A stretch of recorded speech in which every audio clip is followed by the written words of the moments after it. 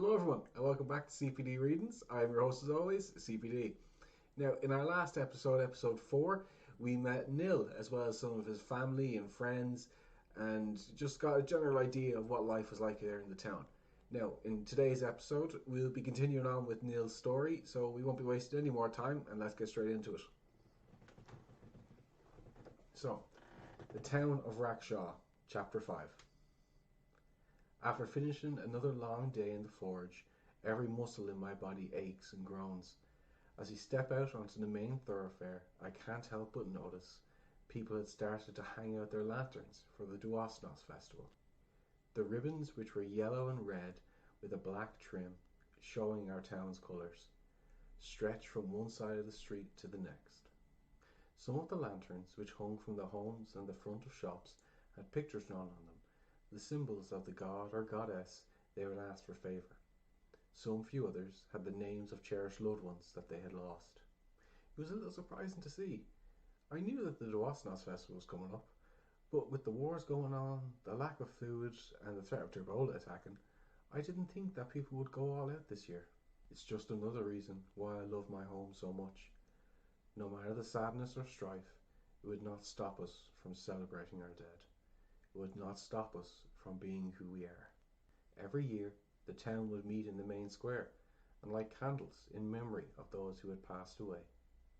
After people lit their candles and the temple priests said their prayers aloud for all to hear, the bell in the temple would ring.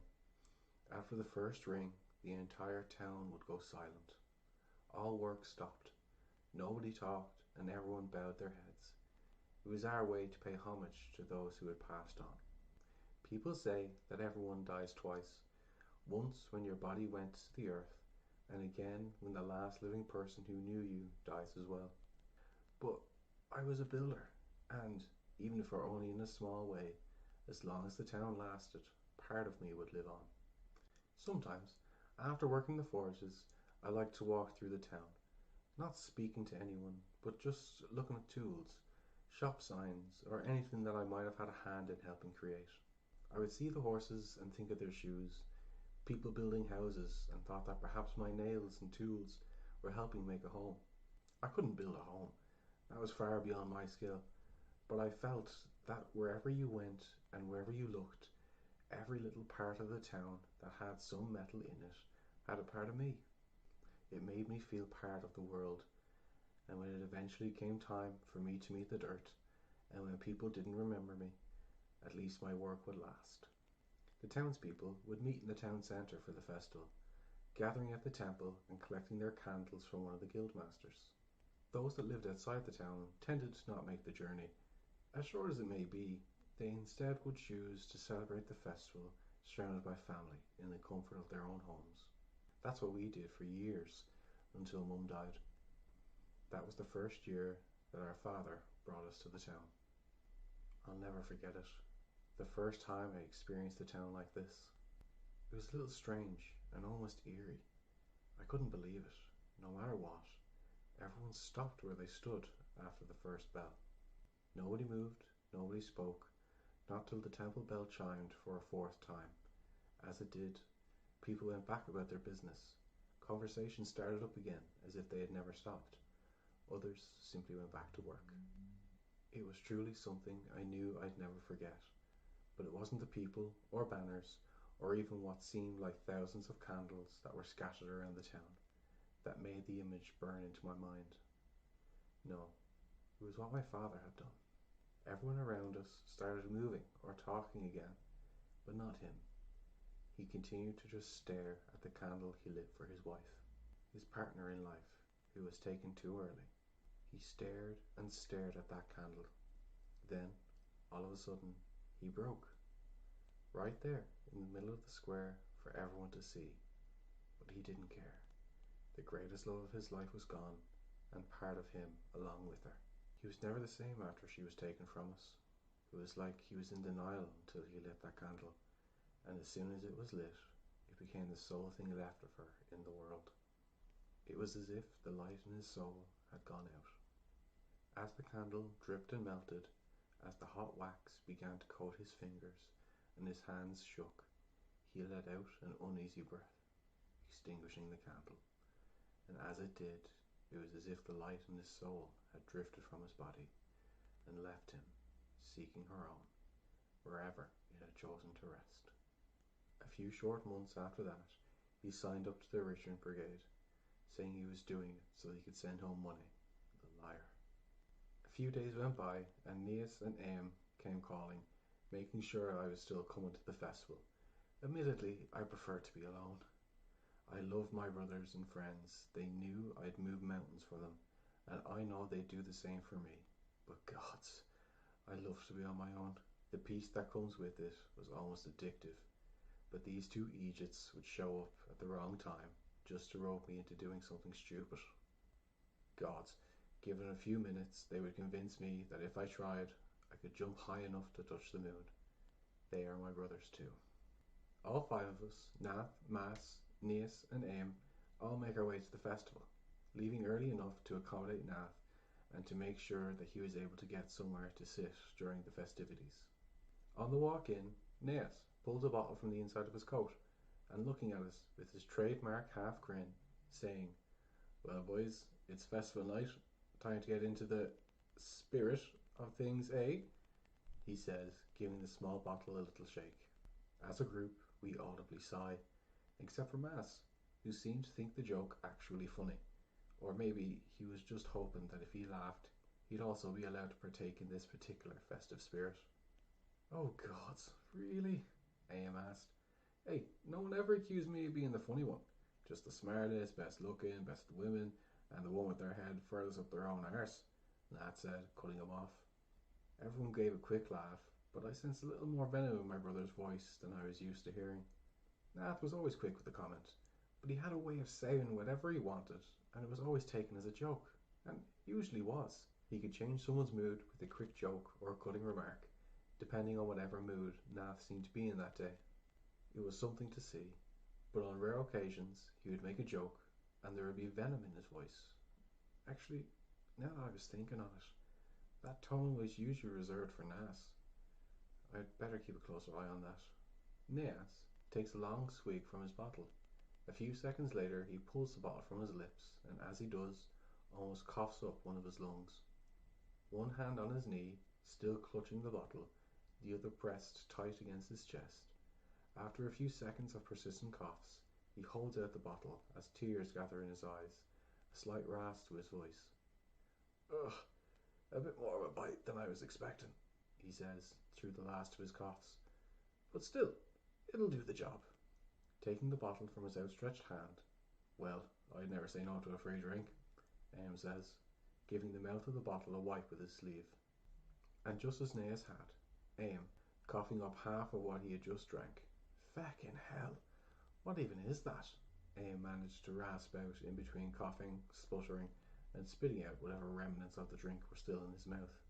After a few seconds, Aim was finally able to compose himself, and wiping the spit away from around his mouth and chin. "You may keep the rest of that shite away from me. I'll wait till we can hit the tavern and have a real drink." Next, it was my turn. I bring the bottle to my nose, giving a small sniff, and immediately recoil from it, as if the smell alone was enough to burn the hairs in my nose. But I wasn't about to refuse a drink after Aim and Naas already had some. Looking at my two friends, Aim still spitting on the ground with a sour face, but Naas looked encouragingly, almost as if he wanted to have another swig. "Well, it can't be that bad if he wants more," I think, before taking a swig myself. As I take my first mouthful and the liquid hits my tongue, I taste nothing, but I feel the heat. I hurriedly swallow, and then another. As I do, I feel the mistake. I know exactly how Aim felt. Gods, my throat is on fire. The heat pulling the air from my lungs, I pull the bottle away from my mouth and give a small sputter. I can't hope to hold it back the way Naas did, but I was at least determined to not cough up as bad as Aim had just done. I could feel the heat rising up from my throat and into my face, small but repeated coughs fighting their way up from my chest, wanting to burst out all at once. "Feckin' hell, breathe, man," Nat says, raising his voice. I look to my older brother, my clenched fist going to my chest, beating on it rhythmically as I wave him off. It doesn't matter if all or none of it comes back up. Just feckin' breathe, you idiot. Thanks for the comforting words, I think to myself. When I think I have my body back under control, I try telling him exactly that, but my words were riddled with coughs. As my traitorous body stops and I felt as if I had control over my body again, I felt oddly proud of myself, like I was somehow more of a man now. You know, it's not as easy as it looks, I tell Nath when I could speak more freely, handing him the bottle, challenging him. Taking the bottle, Nath looked to Naas. Do you mind? A little surprised that he would ask. Nah, man, sure it's there to be drank, innit? Raising the flask to Naas by way of thanking him, Nath took a swig, and all that came from his mouth was a whistle of air. You know, that's not half bad, he said, going back for a second swig. Ah man, there's not that much, pipes up Naas, seeming a little annoyed that Nath seemed to enjoy the concoction more than the rest of us. After finishing his second swig, Nath gave a small before handing the bottle back to Naas with a smile. Oh, sorry man, didn't mean to drink that much of it. Naas shook the bottle. It practically echoed with a considerable amount already drank from it. Even more annoyed now, Naas mumbled something under his breath as he put the bottle back into his jacket pocket. The feeling of manliness I felt moments ago vanished in an instant. Well, at least I know how he's able to stay at home, working in our father's shop all day. Mass pipes up. Hey, what about me? It's my turn. We'll get you something proper to drink when we get into town. Trust me, you don't want to drink that. Ah, don't be so uptight, Nea says in a tone suggesting that he felt sorry for Mass. As the bottle reappears in his hand, walking towards Mass. Go on, Mass, have some, he says, extending the bottle towards him. He'll have something in the dragon, Nat said harshly, with a look that would cut stone. After an awkward moment of silence, okay, fine then. More for me anyway, Nea says lightly, taking another swig. But he didn't take nearly as big of a drink as he did the first time round, and quickly puts the stopper back on the bottle as he places it inside his jacket. What was that all about? I asked Nath when Naas and Aim went a little further ahead, hurrying to get to the festival. I don't like the little shizzle. Nath never minced his words, but his utter frankness took me back for a moment. You just don't know him is all, I say in his defence. He grows on you after the only things that grow on people are hair and disease, Nat said, cutting me off. Granted, he is a skinny little shit, but obviously he's not hair, so ergo he must be a disease, and one that I don't want to catch. Not knowing what to say to that, Nath continued. Why you like him is beyond me, but I won't let him give that shit to Mass just for his own entertainment. Mass would have been falling all over the place before the bells even rang if he drank some of that shit. The thought hadn't even entered my mind, but I knew he was right. I wanted to go out with the people that I was close to. I wanted to have a few drinks and enjoy the festival. Maybe I'd even ask one of the local girls to dance, but I never thought of any consequences. I didn't want to think about the next morning, about how my head was going to pound, how I'd feel sick for most of the next day, that I'd have to work the forges, and that would make things even worse. I just wanted to enjoy the night, but of course, Nat's brain never turned off. We eventually made our way into the town, a little worse for wear, but more than ready for the night. As we walk along the main thoroughfare leading into the town centre, Mass's eyes light up. Seeing the windows full of candlelight, there were banners hanging from rooftops with images that showed depictions of the different gods, almost seeming as if they were coming to life as they flowed in the light breeze. There were streamers going around posts and stretched from building to building. After a short while of looking around idly at the decorations, we made our way towards the church, where one of the masters of the town would be handing out the candles and saying the same thing to each person as they came to collect their candle. I hope to give you one next year. When I first heard the customary words, I thought it was a strange thing to say to somebody, but when I asked our dad why they'd wish that, he simply smiled and said every year people come here to mourn their dead and their ancestors. The master is simply wishing that you live another year. That's all. On getting to the church, each of us lined up, ready to get our candles.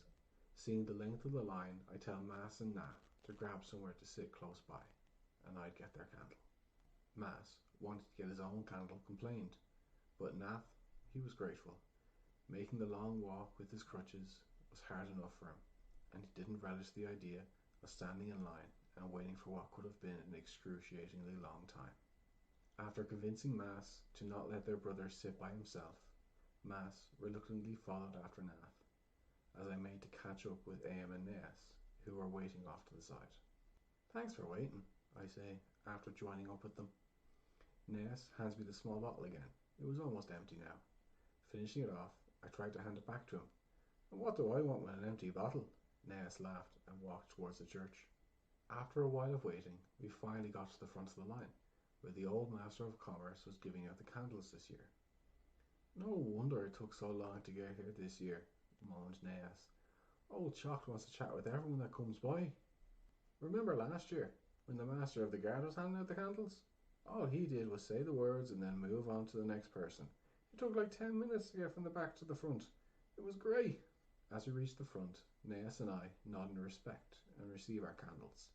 Aim, however, seemed to stay and talk with the old master for a while, and afterwards seemed surprisingly happy about something. But when we asked, he tried to play it off as nothing. Nes and Aim stayed in the town square to light their candles, but I walked to find my brothers, telling them I'd catch up with them at the tavern. After a few minutes, I find Mas and Nath, who managed to find a not very comfortable looking bench just off the main square. After joining them, I hand each of them a candle and lighted my own from a candle in the nearby windows. After my candle was lit, I joined it with the candles each of my brothers had. With all three lit, we sat in silence for a moment, thinking about our ancestors as well as our lost loved ones. Looking over to my brothers, I noticed a soft smile on Nat's face, clearly thinking of better times. But as I looked to Mas, I could only see the exact opposite. My dearest younger brother was on the verge of tears. Looking back to my own candle, I offered a silent prayer. "Why did you have to leave us, Mum? If you hadn't died, Dad wouldn't have left us for the army, and Mas wouldn't be sitting beside me, crying, and not having a single parent here to help comfort him." I had no desire to speak to our dad. I still hadn't forgiven him yet for the choices he made. It hurt all the more because of the lie I knew it was. "It's so I can send home money. You'll be fine. Help your brothers," was what our dad had said when I questioned him why he wanted to join the army. It probably would have hurt less if he was just honest and said he didn't want to be here anymore, didn't want to be part of this family. As the bell tower above the church began to ring, as per tradition, everyone stopped what they were doing and took to silence while the bell tolled. All that could be heard around the town was the massive bell tolling, the odd sniffle, someone crying, and a baby that seemed to hate the noise so much that it wanted to let the entire town know it. After the bell had tolled for the fourth and final time, everyone went back to their business and conversations. "So what's the plan?" I asked, looking to my brothers. Mas, looking hopefully to Nath, obviously wanting to go to the tavern.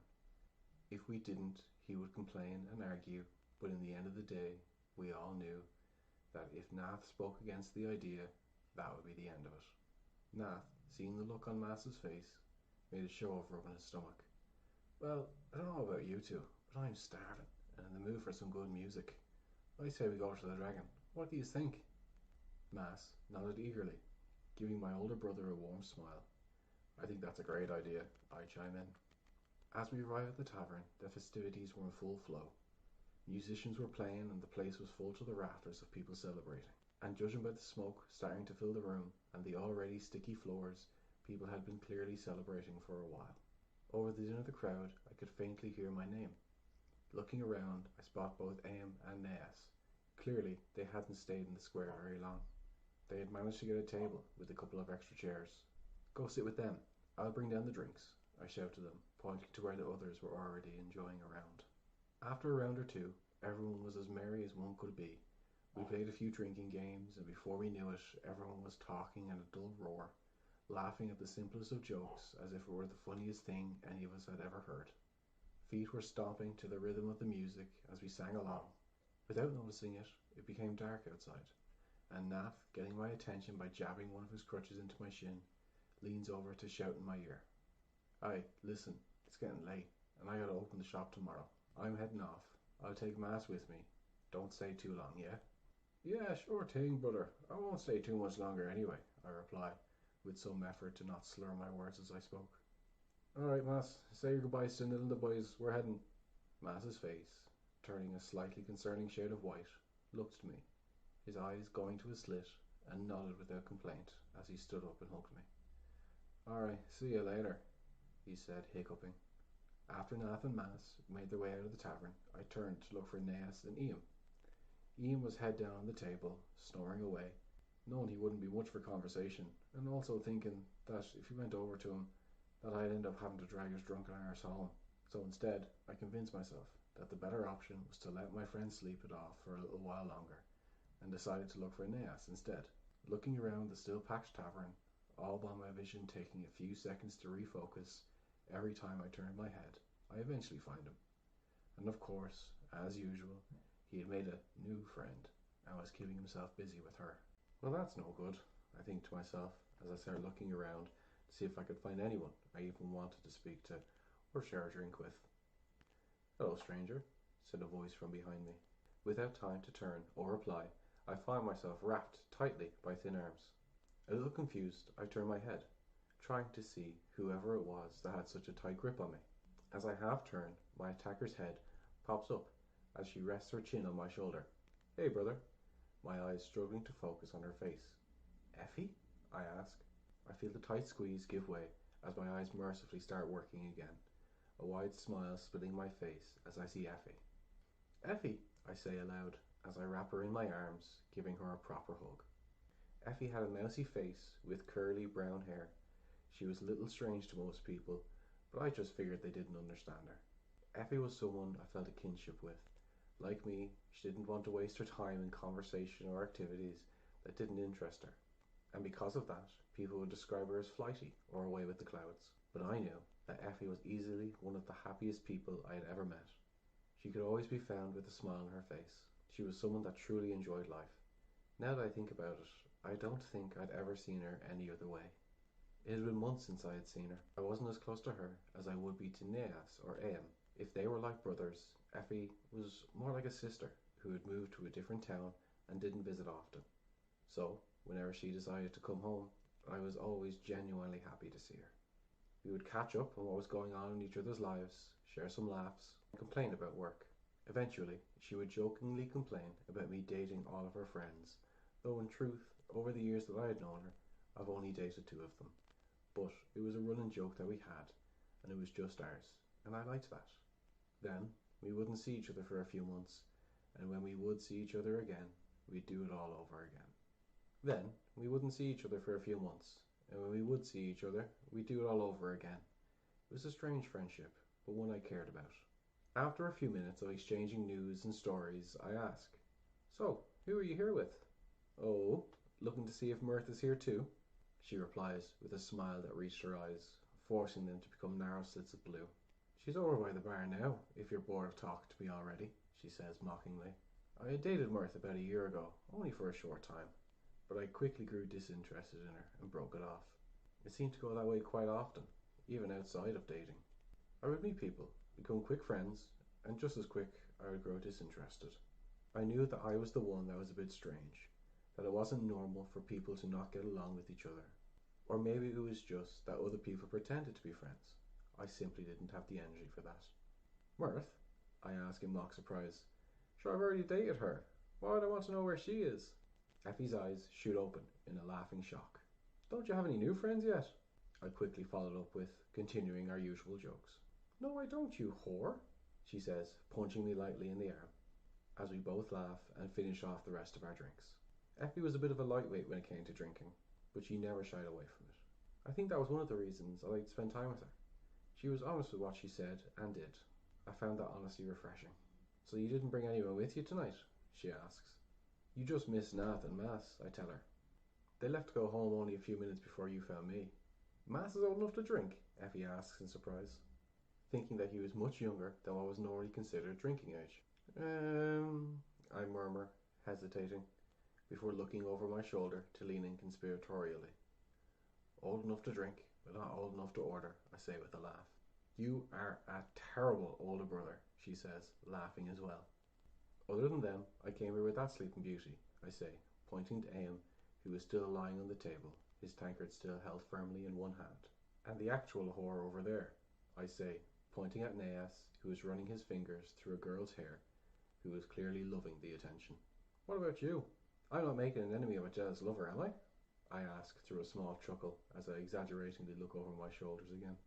Effie laughs. Oh gods, you still remember that? Now that really was a show, replied Effie, taking another swig of her drink, words starting to slur nearly as bad as my own. Last festival, we were in the middle of a similar conversation when her knight in shining armour came to rescue his date from the weirdo that came from behind Effie and wrapped his arms around her, lifting her from the ground. As I did, I earned some gas and confused looks from her friends who didn't really know me. Effie gave a shout of surprise, not knowing who it was until I put her back down. After she seen that it was me, she shouted, "Nil?" and hugged me tightly, trying to pick me up and failing miserably. Her date that night came storming up, a vein popping from his forehead in a shade of red that I didn't think people could go. Effie calmed him down and explained that we were close friends, after which he stumbled off to find an alley to sleep in his own piss.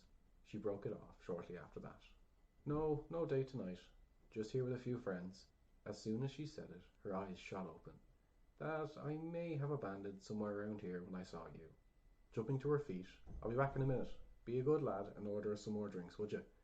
It's your round anyway, Team Pincher, she says as she begins walking away. My round? I ask. I just got the last round, it's your turn. Not being more than a few steps away from me, she shouts back. Yeah, but being your friend has to have some privileges. Before I could say anything, she disappears into the crowd. Gods, that girl was too much sometimes. I half stumbled to the counter to order 2 more drinks. I could feel the ale starting to work its wonders. A slight tingle in the hand. I would grab onto things just a little too harshly, and most of all, I had a stronger thirst now than when I started. I better be careful, I think to myself. I don't want to wake up in a field again. I hold tight to the 2 fresh drinks I just ordered, and start looking around for Effie, but there was still no sign of her. Licking my lips, well, it would be a complete waste if neither of us were able to enjoy it at its best. Surely Effie would understand.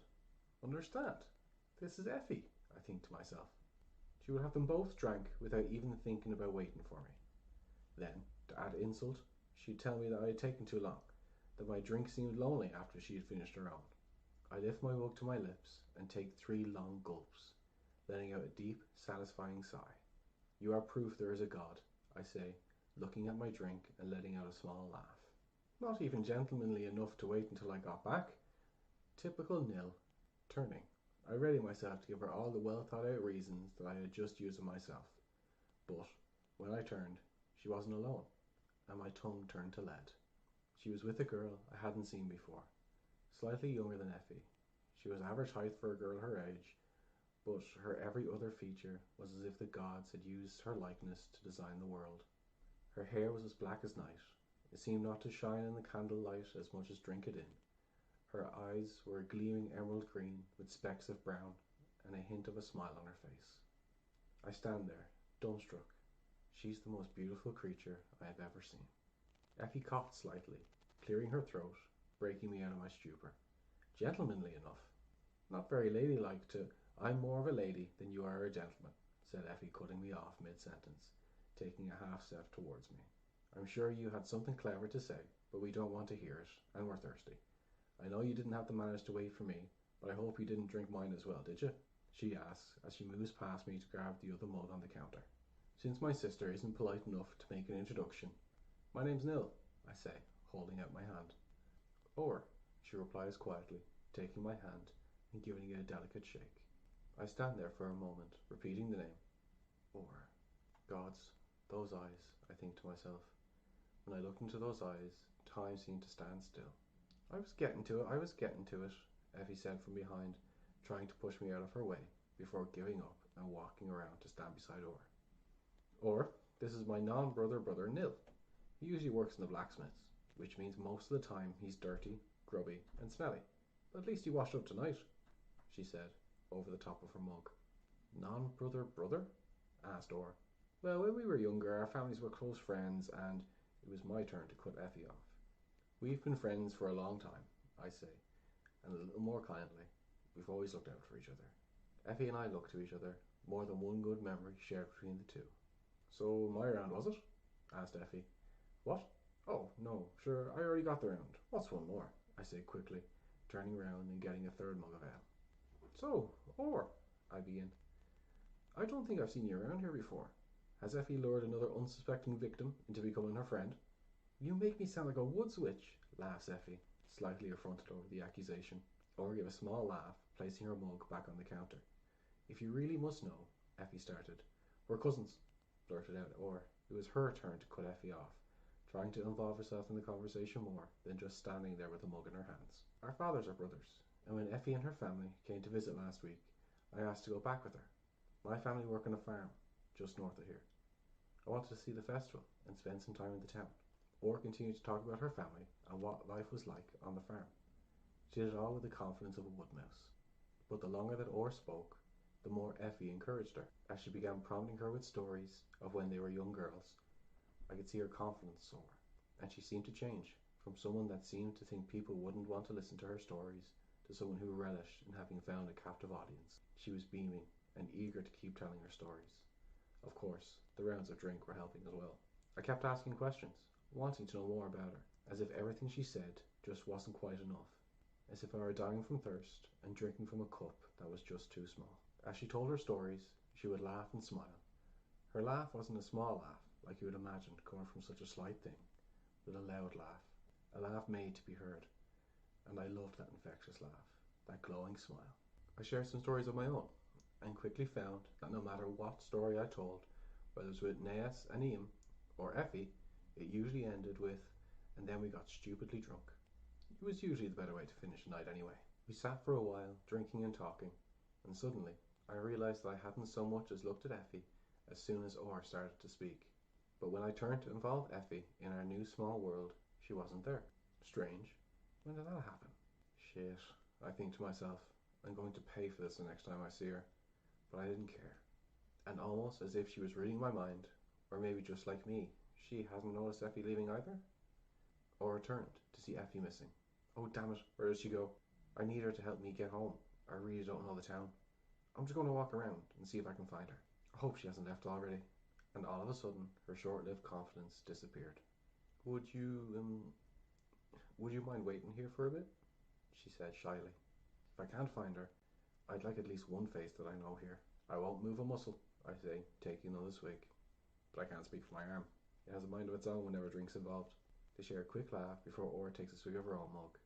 As is mine, it seems, she said with another laugh before getting off her seat, handing me her mug and shooting off into the crowd. As soon as she was out of sight, I started looking around for Em and Neas. Em was nowhere to be found, but before too long, Neas appears from nowhere, throwing his arm over my shoulders. Never in my life, he says, giving a lengthy pause. Clearly, having no intention of saying more, I ask, never what? Never in my life did I think I'd see you more interested in a person than in that bloody forge of yours, says Neas with a laugh. I shove him off. Where have you been all night? Do you know where Em is? I ask, looking to change the subject as quickly as possible. Man, that girl really must have you. Didn't you even notice? Well, Em was hitting on one of the Dunga Clan girls. Elena? I think that was her name. Or was it Melina? No. Melina? Get on with it, I say. Well, whatever her name was. Her brothers didn't like how close Em was to her, even though she seemed to want her to come even closer, if you catch my meaning, he said, nudging me with his elbow. Anyway, long story short, the brothers ran him off. I'd say the drunken idiot is hiding in a bush somewhere. So, are you going to introduce me to this new girl of yours or what? She's gone looking for Effie, I reply. And she's not my girl. She's Effie's cousin. She's, ha! So you ran her off, did you? Pfft, no tact, nil. That's your problem. You're too intense. Women prefer someone who's more laid back, confident, more like me. Oh yeah? And if women love you so much, why are you hanging out of me? I jab back, good-humouredly. Well, isn't it obvious? You're not the only one with eyes, Nea says, looking away from me and into the crowd with a nasty smile. I follow his eyes and see Orr, in the back of the crowd, speaking with Effie. Maybe she's bored with you already. I'll give it a try. Roll around in the hay. I'm sure with a figure like that it wouldn't. I tried to stand, and make myself imposing over my smaller friend. The image was slightly ruined by the fact that as soon as I stood up, I began to sway and had to grab the counter to steady myself. But it still seemed to have the desired effect. Nil? Asked Naas in an unsure voice. Don't go near her, I said to him slowly, quietly, almost in a growl. Whoa, calm down there, big man, he says, putting his hand on my shoulder, half to reassure, half to take another look at the girl that had his friend's eye all night. I'm only having a laugh. You can keep your farm girl, he says in a bored tone, before looking around. You know, you used to be more fun, he says, looking around the tavern. Better tits on that one over there anyways, as he points to a seemingly random girl in the crowd before walking over to her, shouting something bawdy, as he grabs the girl around the waist, swinging her around. All of a sudden, the mug was taken out of my hand, and when I turned to give the thief a piece of my adult mind, it was Or. She took long gulps before finishing it and putting the empty mug back down on the table with a thud. As soon as she put it down, she saw her own mug on the table with very little left in it. Oh shit, she blurted out and looked back to me. I just stole your drink, didn't I? I laugh. Damn, you can really put it away, can't you? And give another laugh.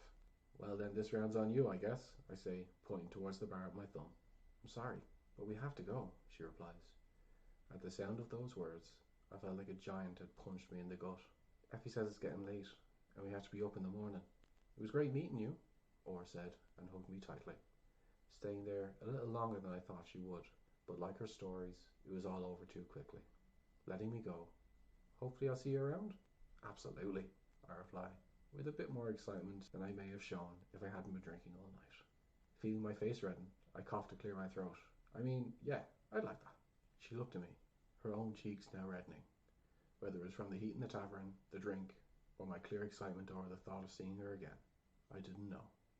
Well, maybe next time you can work up the courage to ask me to dance. I'm quite the dancer, she said, as she spun away from me and tapped her feet in a short movement, ending with a mock curtsy. Or, come on already, came Effie's voice from the direction of the door. Oh, bye, Nil. And like that, she half jogged over to Effie, who was busy giving me a not unfamiliar look, to which I simply shrugged my shoulders to. Then, as quickly as she had entered my life, she was gone. It felt like a whirlwind of emotions going on inside. A girl I had never seen or heard of before came walking into my life and then disappeared in the blink of an eye. I started replaying the conversations we'd had, trying to commit to memory everything she told me about herself. I don't want to forget anything about tonight. But when I brought her to my mind, all that I could think of was her smile and her eyes. The next couple of days went by as normal. I'd get up, walk with Mass to town, work myself half to death in the blacksmith, with the slight exception that Naas and Am seemed to become regular workers at the forge, and, at the end of the day, head home. Something else that seemed to change was that Am and Naas started to say no when I wanted to go to the tavern. You've never been a big drinker. We usually have to drag you out. Not the other way around, Am complained.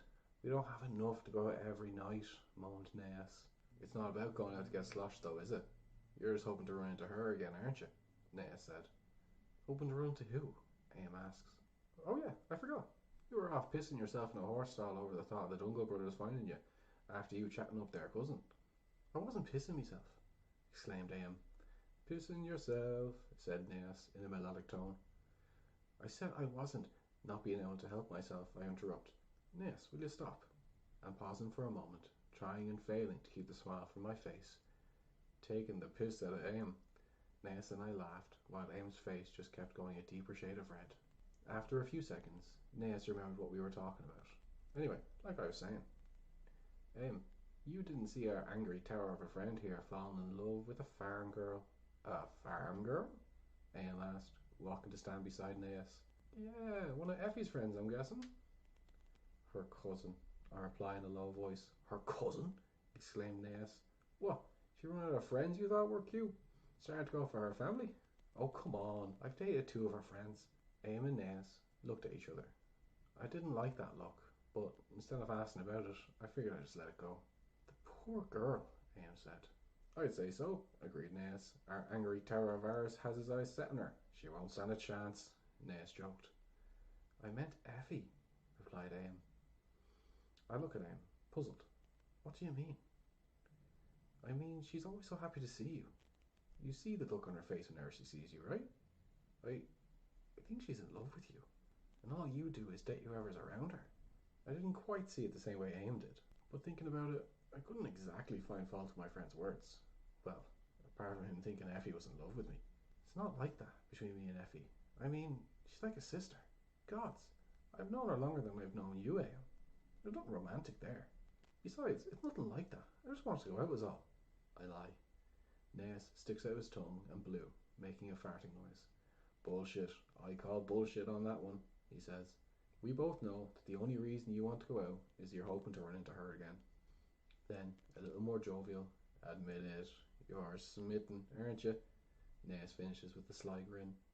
Feeling my face starting to redden, I turn. If you don't want to go out, just say so, I say, walking away. Why would we?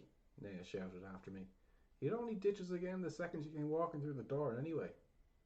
That night, before I left my home to go to the tavern for the 6th night in a row, Nath stopped me.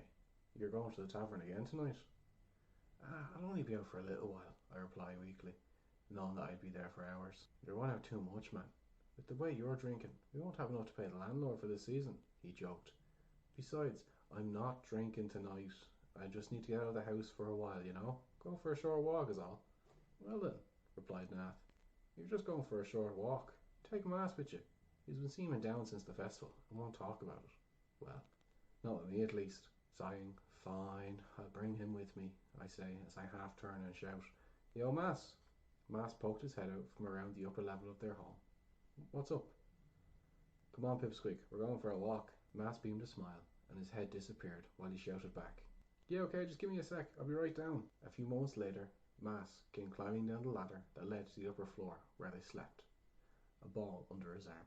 It was a small brown leathery thing that was well past its best years. Before I could even protest, Mass charged towards the entrance of our home. Come on, before it gets too dark to see the ball now. I look towards the heavens and give a short sigh. Okay, fine, but if it goes into another hedge, you're climbing in this time. We grab our coats and walk into the cold evening. As we leave, I can't help but think to myself, damn it, Nath, you knew exactly where I was going and knew I wouldn't take Mass to the tavern. So, almost to prove a point to Nath, we walked away from the town, along one of the smaller roads that led into the town. We kicked the ball back and forth, and after a short time, the annoyance I felt over my plans being ruined faded, as I started to enjoy simply kicking the ball with my younger brother. I started showing him how to juggle the ball with his feet, kicking it from one to another. After a half an hour, I noticed that despite our coats, Mass's nose and cheeks started to go a bright red. I exaggerated a shiver and rubbed my hands together. Ooh, I'm getting too cold now. How about we start heading back? Mass nodded in agreement. Yeah, I'm starting to get cold too. Mass picks up his ball and walks towards me. Starting to get cold? I ask, a smile on my face. Without warning, I stick my hand down the back of Mass's jacket, touching his skin. Mass awkwardly bends forward and gives a yelp. You're freezing, don't do that, he says, sounding annoyed. But you're so warm, I reply. Come here, and slowly stretch my hand out again. Before my hand reaches him, Mass turns away and sprinted a short distance, shouting, Stay away from me! Not a chance, Pipsqueak, I shout back, starting to run after him. You're practically a fire. Catching up to Mass, I hug him from behind, lifting him into the air. Ah, you're so warm, I say again, holding him tightly and swinging him around in a circle.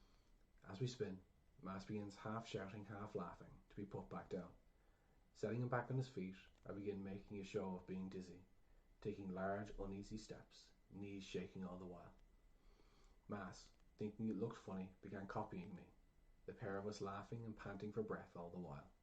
After a few steps, I put my arm around his shoulder. Come on now, stop your messing, and let's get moving. It'll be dark soon. Messing? Mass replies. You're the one that started swinging me around. Okay, fine, I relent. I'll stop as well. Now come on, let's see if Nath has made us anything tasty. As I finish my sentence, I hear the sound of horse hooves coming from behind us. I freeze for a small moment. Why are people going to town so? Why are they taking one of the side roads instead of the main road? As the noise grows closer, I turn to Mass. Come on, I hear horses. Let's move to the side of the road. A few minutes later, I hear a man's voice from behind us. Hello there. Mass begins to turn his head. I put my hand to his back. They'll find their own way. Let's just keep walking. Just try to ignore him. As we started to walk a little faster, another shout came, but it was a woman's voice. You ones? You only want to know what town this is. The voice was closer this time. Starting to feel nervous, I turned my head slightly, and could see that there were two riders heading straight for us, their clothes looking wet and heavy, their hoods pulled up, covering their faces. It was too dark to make out much. The riders were going at a slow trot and still some distance away. Even if we tried to run, these people could easily catch us bigger. Based on the size difference, that one must be the man. The man must have noticed I was looking back at them, because he unwrapped his face and waved. I snapped my head back around and began to pick up the pace, urging Mas to walk fast. But before we got much further, the horses caught up to us, one pulling up in front of us, blocking our way forward, and the other coming along our side, close enough that we could almost stretch out a hand and touch it. I take a protective step forward, covering Mas from the strangers. The man who had pulled up in front of us, blocking the road, dismounted and held his hands up. Don't be frightened, I promise we won't hurt you. Not convinced, I take a step back, looking all around. First to the woman. She was still on her horse, leaning forward on the saddle, arms crossed. She's not bothering to move. If we need to, we should be able to get past her easily enough. Then my eyes shoot back to the man. He hadn't moved any closer. Then behind us to see if there was somewhere we could run. There were some dense hedges behind us. I could force my way through, but Mas could have a hard time getting through. Ugh, that won't work. I need to buy us time. What do you want? I ask, raising my voice, trying to stop the slight chattering in my teeth. Calm yourself, boy, the woman said. Like we said, we won't hurt you. Hells, you look like you have less than we do anyway. There'd be no point in robbing you, so don't be so scared. I look at her. I'm not scared, it's just feckin' freezing out. I shot back, knowing that it wasn't entirely true. Mind still racing, trying to think of how I can get Mas out of this situation safely. As I look back towards the man, I notice he had taken a few steps forward. Damn it, that bitch distracted me, and I take a few steps back.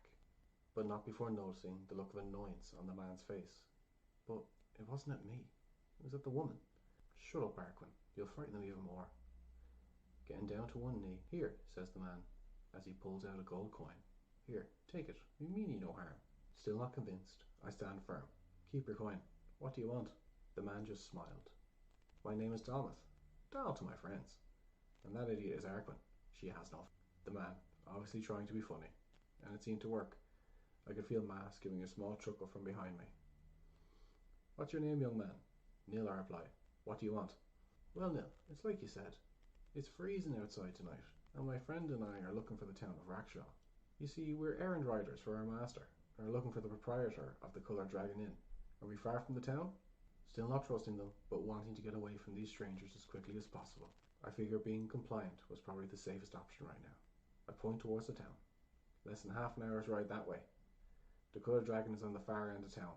Go through the town square and turn when you reach a smithy. Dalmath smiled. Thank you, young man. Then he turned, leaping back onto his horse, and turned in the direction of the town, before saying out loud, Oh, where are my manners? And turned back towards us. I feel my stomach sink again, fearing the worst, when suddenly 2 gold coins dropped onto the ground right by my feet.